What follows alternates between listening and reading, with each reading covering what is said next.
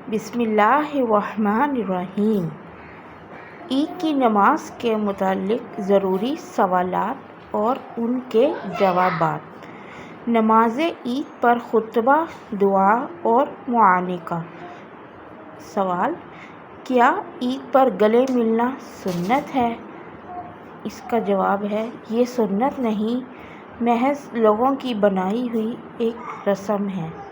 اس کو دین کی بات سمجھنا اور نہ کرنے والے کو لائق ملامت سمجھنا بدعت ہے۔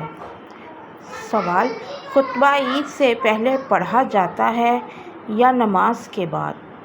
دعا نماز کے بعد یا خطبہ کے بعد کرنی چاہیے؟ جواب: عید کا خطبہ نماز کے بعد ہوتا ہے۔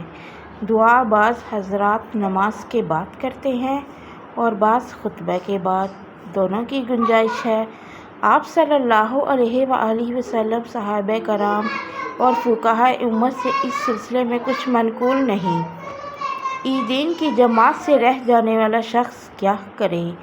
سوال: اگر عید یا عید الفطر یا عید الاضحیٰ کی نماز باجماعت نہ پڑھ سکے تو کیا وہ شخص گھر میں نماز ادا کر سکتا ہے، یا اس نماز کے بدلے کسی شخص کو کھانا وغیرہ کھلا دیا جائے تو کیا نماز پوری ہو جائے گی کہ نہیں؟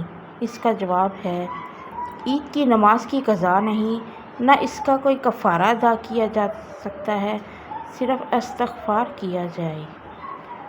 بقرہ عید کے دنوں میں تکبیرات تشریق کا حکم۔ سوال: تکبیرات تشریق کب پڑھی جائیں؟ اس کا جواب ہے، ذی الحجہ کی 9ویں تاریخ کو صبح سے 13ویں تاریخ کی عصر تک ہر فرض نماز کے بعد ہر بالغ مرد اور عورت پر تکبیرات تشریق واجب ہے۔